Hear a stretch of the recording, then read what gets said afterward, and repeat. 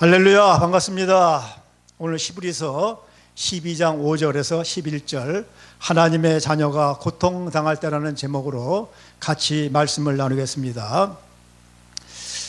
매일 남편을 구박하는 부인이 있었어요. 툭 하면은 당신이 뭘 알아, 이렇게 막 면박을 주는 거예요.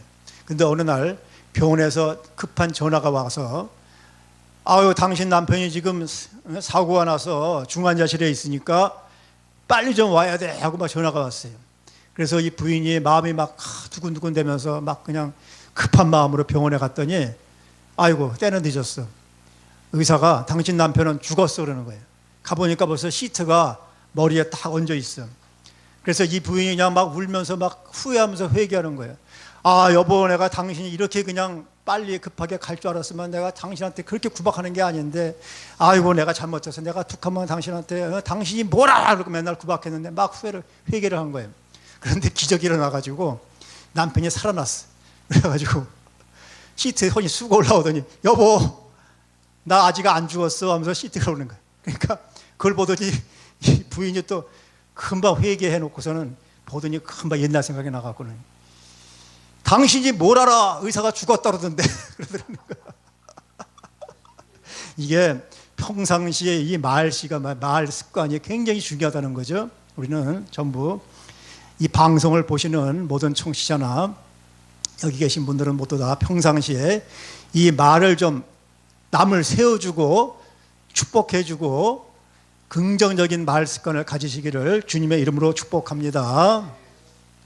어느 교회에 보신탕을 아주 좋아하는 그런 목사님이 계셨어요. 그러니까 담임 목사님을 대접하기 위해서 이 장로님이 집에다 누렁이를 키운 거예요. 그 누렁이를 키워서 때가 돼서 이제 이 누렁이를 잡으려고 차에다 싣고 야산으로 갔어요. 야산으로 가서는 그냥 묶어놓고 막 개 패듯이 팬 거야. 그러니까 개가 막 깨갱 하면서 막 괴로워가지고 몸을 막 비틀다가 뚝 끊어져가지고 도망가 버렸어요. 그러니까 이 장로님이 마음에 허전하고 또 한편으로는 또 마음에 안 된 거예요. 밥 주고선 키운 강아지를, 누렁이를 내가 막 개패듯이 팼으니까. 그래서 마음에 아주 그냥 허탈한 마음과 아주 그냥 이런 마음 가지고 집에 왔는데 웬걸 이 누렁이가 먼저 집에 와 있는 거예요. 와갖고는 이 장로님이 들어오니까 꼬리를 막 흔들면서 막 안기는 거예요. 그래서 이 장로님이 그 몸을 보고 눈물을 흘리면서 회개했다는 거예요. 주님, 나는 저 개만도 못한 장로입니다. 그래서 회개했대요. 저 누렁이 개도 자기를 죽이려고 막 두들겨 패는 주인들 다 충성을 바치면서 끝까지 꼬리를 흔들면서 사랑을 표시하는데 나는 툭하면은 시험 들어서 넘어지면서 맨날 하나님 원망하고 그랬습니다. 저는 개만도 못한 장로입니다. 이렇게 회개를 했어요. 그리고 그 얘기를 그대로 담임 목사님한테 얘기를 했대요. 담임 목사님도 바로 그 자리에서 엎드려가지고 주여, 저도 개 같은 목사가 되게 하여 주시옵소서라고 기도했다는 그런 얘기가 있어요. 확인한 건 아니에요. 자, 우리는 다른 사람을 욕할 때 아주 못된 인간을 뭐라 그래요? 이 개만도 못한 인간이 욕을 하잖아요. 근데 그거는 개를 모욕하는 거예요. 여기에 개를 모욕하는 거예요. 아, 개가 얼마나 주인한테 충성해요. 인간은 은혜는 물에 새기고 원한은 돌에 새긴다, 그런 말이 있잖아요. 그래서 우리가 사람은 그래요. 자기가 도움받고 은혜 받은 건 금방 잊어버려요. 그런데 자기가 서운했던 거는 끝까지 기억한다는 거예요. 그래서 우리가 사람을 의지하면 시험에 든다, 그런 말이 있어요. 그래서 우리가 남을 도와주고, 우리 교회라든지 가까운 사람한테 뭐 돈거래 같은 거 안 하는 게 좋은데 만약에 하게 되면은 그냥 잊어버리는 게 좋다고 생각하는 게 좋아. 10점 팔고 돈 잃고 사람 잃게 돼 있어요. 돈거래, 가까운 사람 돈거래 하면은. 그래서 그냥 잊어버리는 게 좋은 거예요. 그래서 사람은 뭐라고 그래요? 의지할 대상이 아니고 사랑의 대상이다, 그런 말이 있죠. 우리가 언제나 영원히 믿고 의지할 분은 하나님 한 분뿐이신 줄 믿습니다. 이스라엘 백성들은 출애굽의 구원을 베푸신 하나님을 언제나 원망하고 불평하고 반역하고 불순종하고 우상숭배했어요. 이스라엘의 모든 남자는 태어난 지 8일째 되면은 할례를 받아, 육체의 할례를 받는 거예요. 그런데 지금 우리 새 언약의 백성들은 육체가 아니고 어디요? 마음의 할례를 받아요. 마음에. 그래야 우리가 마음의 할례를 받아야 하나님을 사랑할 수가 있다는 거예요. 하나님을 사랑한다는 건 뭐예요? 하나님을 사랑한다는 것은 하나님 말씀에 순종하고 우상숭배를 하지 않는 것을 하나님 사랑한다고 그래요. 신명기 30장 6절에 내 하나님 여호와께서 내 마음과 내 자손의 마음에 할례를 베푸사 너로 마음을 다하고 뜻을 다하여 내 하나님 여호와를 사랑하게 하사 너로 생명을 얻게 하실 것이다. 아멘. 자, 그럼 우리가 마음의 할례를 받아야만 하나님을 사랑할 수 있는데 어떻게 하면 마음의 할례를 받을 수가 있어요? 자, 하나님이 바로 고난을 통해서 우리에게 마음의 할례를 주시는 것입니다. 할렐루야. 베드로전서 4장 1절에 고난을 통해서 자아가 십자가에 못 박힌 자만이 죄가 끊어진다, 이렇게 말씀하셨어요. 그래서 우리가 하나님이 우리에게 고난을 주시는 목적은 죄를 이제 그치고 하나님 대신 우상을 사랑하고 하나님 앞에 불순종하고 완악한 마음으로 하나님을 거역하고 반역하는 과거의 모든 삶을 떠나가게 하시려고 고난을 주신다는 것입니다. 아멘. 자, 우리가 허리하고 이 목에 고통, 통증이 있으면 어떻게 해요? 병원에 가서 물리치료 받고 도수치료 받죠? 그런데 실제로는 운동을 해서 근육을 키워가지고 근육이 뼈를 받쳐주어야 통증이 안 난다는 거예요. 그게 없이 그냥 가서 도수치료만 하고 물리치료하면 통증이 재발 안 되는 거예요. 그래서 운동으로 우리가 근육을 강화하지 않으면 통증이 반복돼요. 그래서 우리가 근육을 강화하려면 어떻게 돼요? 헬스클럽에 가는 거예요. 근데 헬스클럽에 가면 이렇게 써 있어요. 고통을 사랑하자. 고통을 사랑하자. 러닝머신에서 막 뛰다가 30초만 더, 30초만 더 하고 계속해서 30분 해야 된다는 거예요. 물을 끓이는 것도 마지막 1도가 중요해요. 1도, 그거 중요한 거예요. 끓일 때. 그래서 근육을 우리가 강화가 될 때 언제 강화되냐면은 마지막 1분을 버티고 마지막 1분을 버티고 그냥 하기 싫을 때가 참을 때 그때 근육이 강화된다는 거예요. 즉 우리가 그 마지막 1분을 참아내는 고통, 즉 인내하라는 거예요. 견뎌내라는 거예요. 고통을 사랑하라는 거예요. 고통을 우리가 사랑하라는 거예요. 고통을 우리가 참아내면서 우리가 포기하는 시점을 자꾸 뒤로 미루는 게 우리의 근육을 강화하는 포인트라는 거예요. 우리가 운동을 해도 설렁설렁 운동하면 근육이 강화가 안 된다는 거예요. 참기 힘든 그 마지막 1분을 버텨내야 근육이 강화된다는 거예요. 우리가 우리의 몸에다 고통을 줘서 우리 몸을 괴롭게 하지 않으면은 나중에 우리 몸이 어떻게 돼요? 우리한테 고통을 주는 거예요. 무슨 말이냐? 병든다는 거예요. 몸이 편하면은, 고통을 편하면은 우리가 병들어요. 내가 내 몸에다 고통을 주고 힘들게 하지 않으면 내 몸이 나한테 고통을 준다는 거예요. 그래서 우리가 노동과 기도라는 히브리어 말의 어원이 같다는 거예요. 일하면서 기도하고 기도하는 마음으로 일하라, 이런 말이 있어요. 자, 창세기 3장에 뭐라고 되어 있어요? 우리가 타락해서 여자는 출산의 고통을 겪어야 돼요. 그러니까 생명이 탄생하는 그 기쁨이 고통을 통해서 기쁨이 생긴다는 거예요. 남자는 어떻게 돼요? 남자는 얼굴에 땀이 흘러야 돼. 먹고 산다고 그랬어요. 땀을 흘리지 않는 사람을 옛날에 뭐라고 그래? 불안당이라고 그러잖아요. 불안당. 놀고 먹는 사람들. 자, 영혼도 마찬가지예요. 영혼도. 성도에게 아무 일도 생기지 않고 2, 3년을 편하게 지내다 보면은 그 성도는 쓸모없는 신자가 된다, 그런 말이 있어요.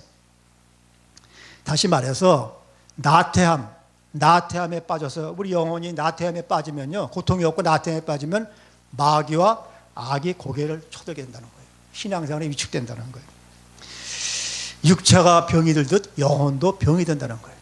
그래서 하나님께서 우리의 영적 근육을 단련시키기 위해서 사랑하는 자기의 자녀들에게 고통을 주실 여러 가지의 징계의 회초리를 준비하고 계신다는 것입니다. 하나님께서 처음부터 세우셨던 목적은, 처음에는 이 죄인으로 가득 찬 세상에서 일단의 사람들을 구원해서 그 구원받은 사람들을 하나님과 관계를 맺게 하는 거예요. 그게 목적이에요. 그래서 하나님의 이 목적을 성취하기 위해서 말씀이 육신이 되어서 예수님이 이 땅에 오신 것입니다. 히브리서 2장 11절에 거룩하게 하시는 분과 거룩하게 된 사람들이 모두 한 분으로부터 나왔으니 그러므로 주께서 그들을 형제라 부르기를 부끄러워 아니하시게 된 것이라. 아멘. 주님은 우리를 형제라 부르시고 우리도 그분을 형제라 부르게 됐어요. 이와 같이 성도들은 하나님의 아들과 한 식구가 된 거예요. 그러니까 우리가 이제 하나님의 아들 예수님과 다 한 가족이 된 거예요. 식구. 그럼 어떻게 돼? 아버지와도 한 식구야. 가족이야. 요한복음 10장 30절에 나와 내 아버지는 하나니라. 요한복음 14장 10절에 내가 아버지 안에 있고 또 아버지께서 내 안에 계시는 것을 믿지 아니하느냐고 주님이 말씀하신 그대로인 것입니다. 자, 이와 같이 가족 관계가 맺어진 거예요. 우리가 물론 육체의 가족은 따로 있지만은 우리 믿는 사람들끼리는 전부 다 예수님과 하나님과 우리가 다 한 가족이 된 거예요. 가족. 할렐루야. 자, 그런데 가족은 어떻게 살아가? 우리가 하나님의 가족은 무엇으로 살아가는 거예요? 하나님의 가족의 특징은 믿음으로 살아간다는 거예요. 믿음으로 행하고 보이는 것으로 하지 아니하는 것이라. 아멘. 우리들에게 믿음이란 히브리서 11장 1절에 바라는 것들의 실상이요 보이지 않는 것들에 대한 증거다. 그러면 우리 하나님의 가족들인 성도는 식구들을 금방 알아볼 수 있는 하나의 공통점이 있어요. 자, 우리 하나님의 가족은 공통점이 뭐가 있겠어요? 그게 십자가예요. 십자가. 우리 공통되는 우리 모든 가족들은 전부 다 자기 십자가를 다 가지고 있다는 거예요. 여기서 십자가라는 의미는 어떤 분들은 무조건 내 남편이 나의 십자가다 그렇게 얘기를 하는데 무조건 십자가가 아니고 이 십자가에는 예수님이 결부돼야 돼. 예수님 때문에 내가 고통당하고 예수님 때문에 내가 세상에서 손해보고 이게 십자가예요. 그래서 우리는 모두가 눈에 보이지 않는 자기 십자가를 짊어지고 다니는 것입니다. 할렐루야. 갈라디아서 6장 14절에 우리 주 예수 그리스도의 십자가 외에는 결코 자랑할 것이 없나니 그리스도로 말미암아 세상이 나를 대하여 십자가에 못 박히고 또한 내가 세상에 대하여 그러하니라. 아멘. 그래서 우리는 어디를 가나 십자가를 지고 다니는 것입니다. 그걸 부끄러워할 필요가 없게 오히려 자랑으로 여겨야 돼요. 우리가 십자가 지고 있는 걸 자랑으로 여겨야 된다는 거예요. 그래서 그 십자가는 어떤 거예요? 실질적으로 고난을 당하고 있음을 나타내는 진짜 십자가예요. 처음에 우리가 예수님을 믿고 그분만이 우리에게 전부라고 여기게 됐을 때 그때 우리는 십자가 짊어지는 거예요. 십자가에 처형된 그분에게 쏟아지던 많은 비난을 우리가 짊어진 채 우리가 세상을 던지고 우리가 세상에서 탈출한 거예요. 탈출하게 된 것도 바로 그때야. 우리가 따르는 그 예수님께서 십자가를 지셨고 또 거기에 못 박히셨기 때문에 우리도 똑같이 예수님과 같이 고난을 마다할 수가 없다는 것입니다. 우리는 그분께서 인도하시는 길을 따라 걷고 우리를 위해 그분이 짊어지셨던 십자가와 좀 더 유사한 그런 십자가를 우리도 따라서 짊어지고 오히려 그것을 영광스럽게 여겨야 하는 것입니다. 아멘. 자, 이 십자가는 주님의 뜻이에요. 주님의 뜻이에요. 누가복음 9장 23절에 누구라도 나를 따라오려거든 자기를 부인하고 날마다 자기 십자가를 지고 나를 따르라. 우리가 십자가를 지는 게 예수님의 뜻이라는 거예요. 마태복음 10장 38절에 또 자기 십자가를 지지 않고 나를 따르는 자도 나에게 합당치 아니하리라고 말씀하셨어요. 자, 이제 우리 추석이 다가오는데 요새는 많이 나아졌어요. 옛날에는 예수 믿는다고 제사 안 지내면 너는 조상도 모르는 놈이야, 너는 부모도 모르는 놈이야 하고 얼마나 비난을 했는지 몰라.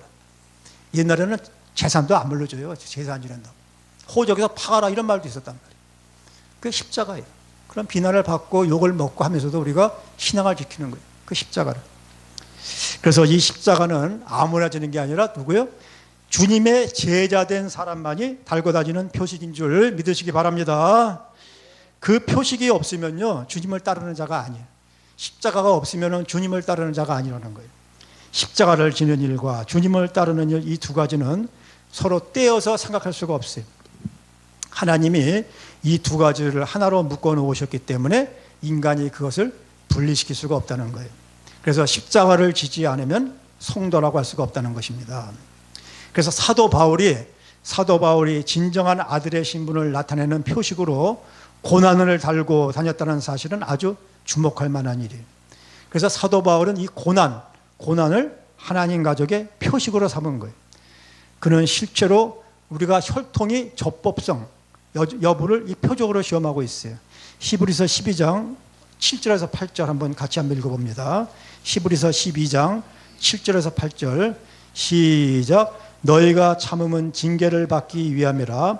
하나님이 아들과 같이 너희를 대우하시나니 어찌 아버지가 징계하지 않는 아들이 있으리요. 징계는 다 받는 것이거늘 너희에게 없으면 사생자요 친아들이 아니니라. 아멘. 참 이게 얼마나 강력한 표현이에요. 이와 같이 징계라는 게 우리 출생의 정통성, 하나님의 아들인지 그 출생의 정통성과 법적 지위를 증명해 주는 표시 중에 하나라는 거예요. 징계가. 그러니까 징계가 없으면요 하나님 자녀가 아니라는. 성도에게서 이러한 특성을 찾아볼 수 없다면은 하나님의 자녀라는 그런 신분증 하나가 없어졌다는 거예요.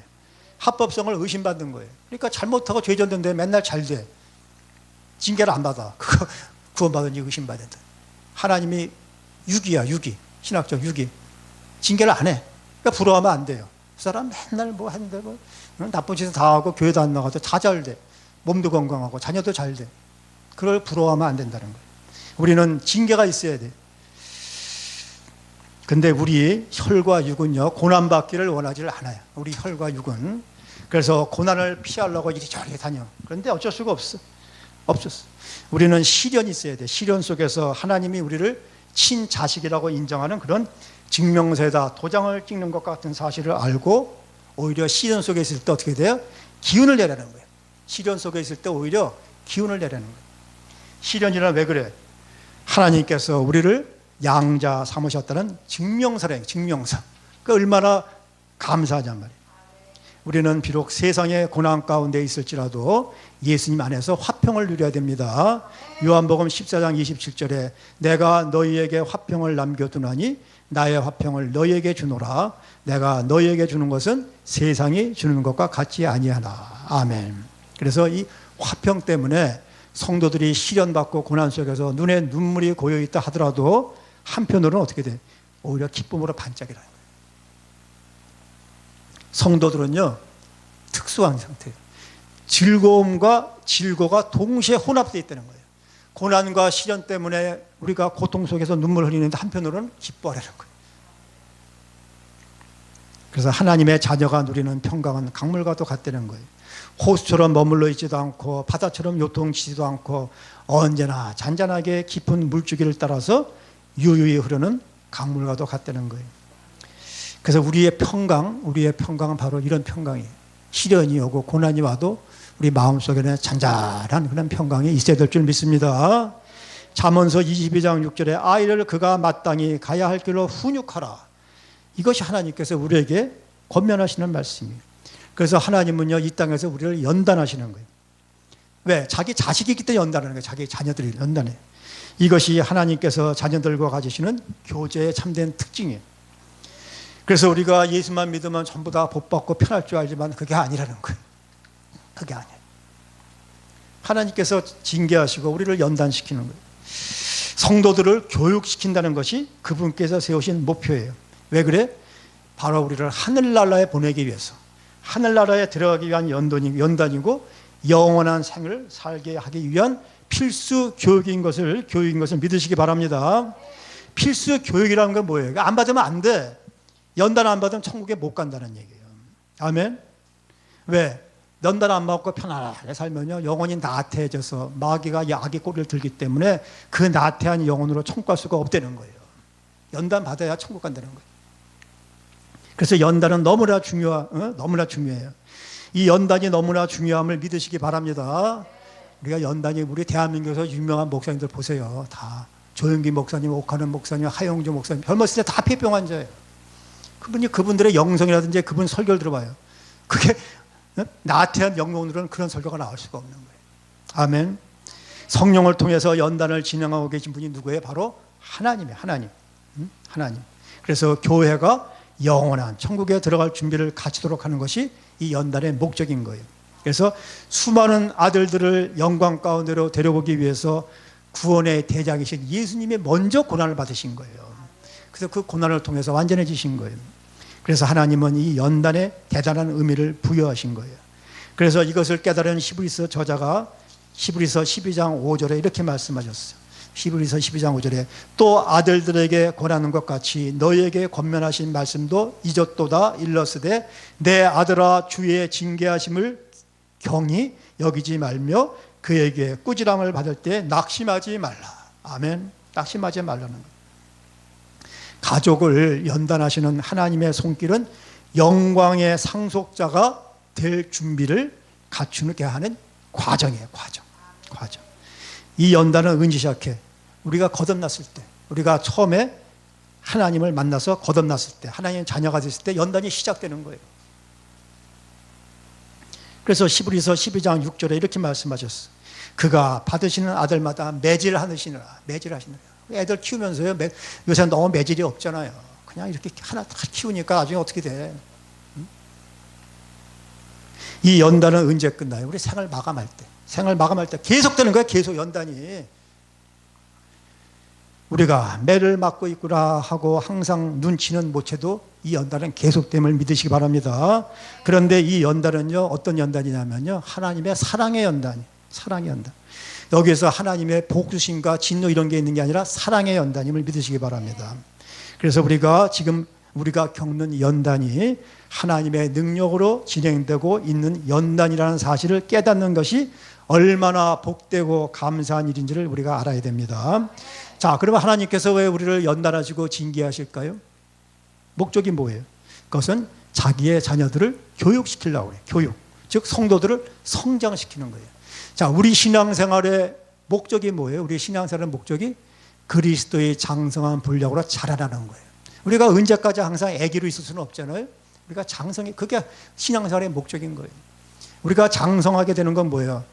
우리가 애기였다가 맨날 엄마한테 울면서 젖달라고 그러다가 크면은 철이 든다는 거예요. 철이 든다는 게 뭐예요?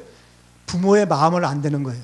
우리가 장성해지면요, 이제는 우리 초신자 때는 맨날 울면서 달라고 그러죠. 근데 장성하면은 우리가 아버지의 마음을 알게 된다는 거예요.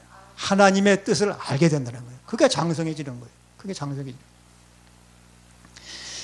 그래서 우리가 하나님은요, 길흉화복. 그러니까 기복신앙자들은 우리는 보통 우리도 그렇게 생각을 해. 길과 복은 하나님이 주시는 것이고 화와 흉은 마귀가 주는 것이다 이렇게 생각을 해. 근데 그건 기복신앙자들. 기복신앙자들은 하나님으로부터 길과 복만 원해. 화와 복은 원하지 않아. 그런데 하나님은요, 자기 자녀들에게 길, 흉, 화복을 다 쓰신다는 거예요. 다 쓰시는 거예요. 왜? 우리를 교육시키려고. 다 쓰시는 거예요. 길, 흉, 화복. 그래서 디모데후서 3장 5절에 경건의 모양은 있으나 경건의 능력은 부인하니 이 같은 자들에게서 내게서 돌아서라 이 뜻이에요. 그래서 우리가 장성하게 되면요, 성장해야 돼. 성장. 응? 그래서 성장케 하기 위해서 기름화복을 다 쓰시는 거예요. 이게 왜 필요하냐? 왜 기름화복을 다 쓰느냐? 우리의 영적 상태가 불완전하기 때문에 그래요. 성도들이 징계의 회초리 없이 편안한 생활에 안주하다 보면 자연히 육신의 정욕이 악이 싹을 튼단 말이에요. 마귀가 이렇게 뱀이 머리를 든다니까요. 편안하게 있으면은. 그래서 자꾸 매질하시는 거예요. 그때 우리가 편안하게 있으면서 아무 일도 없이 있으면요, 사단이 그 상황을 적절히 이용해서 신자의 우리 부패해진 마음을 충돌질하는 거예요. 그래서 하나님이 징계하시는 거예요. 그래서 하나님은 그래서 우리를 다그치는 거예요. 사실 우리의 죄는 모두 다 용서가 됐어요. 예수님을 믿음으로써 우리는 죄로 물든 양심에서 해방된 거예요. 그런데 우리 육신이 남아있어요. 왜? 우리 육신은 아직도 구원이 진행 중이라는 거예요. 그렇기 때문에 아직도 우리 안에 우리가 구원받았어도 옛사람이 활개를 치고 있어요.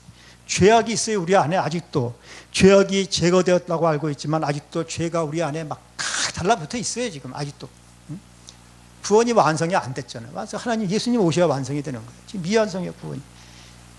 우리 영혼은 물론 구원받았지만 육신이 있단 말이에요. 육신. 그래서 하나님이 우리한테 그 죄악을 떨어버리라고 징계 회초를 내리시는 거예요.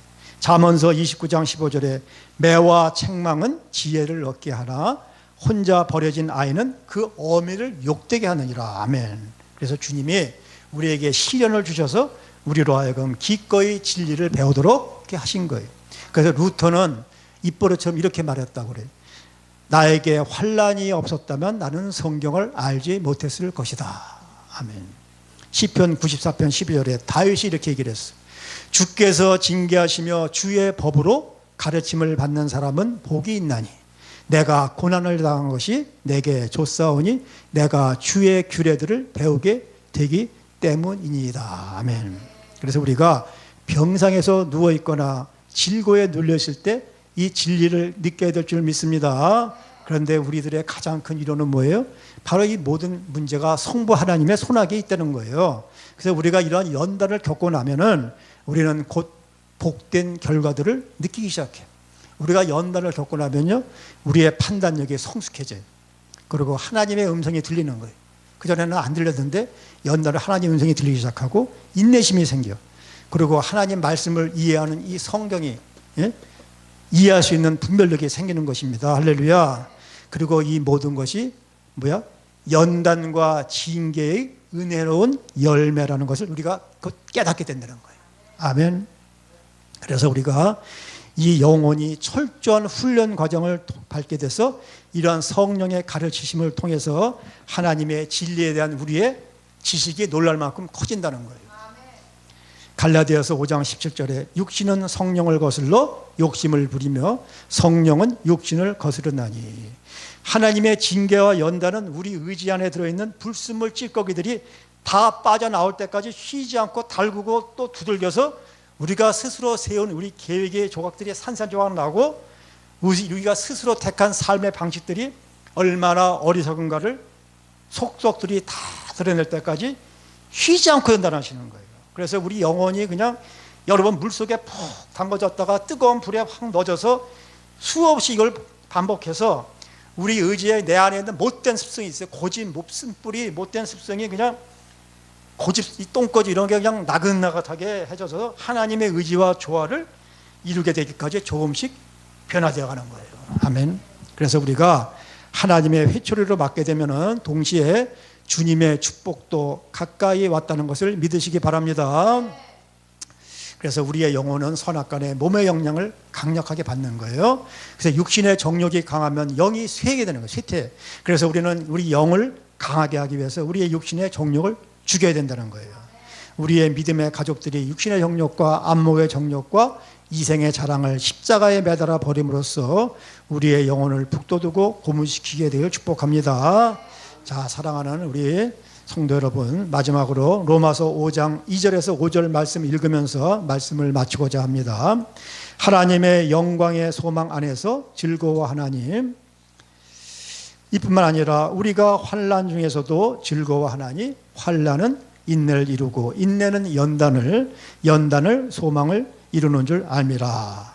소망이 부끄럽지 않은 것은 우리에게 주신 성령에 의하여 하나님의 사랑이 우리 마음속에 부어졌기 때문이라. 아멘. 감사합니다. 하나님 감사합니다.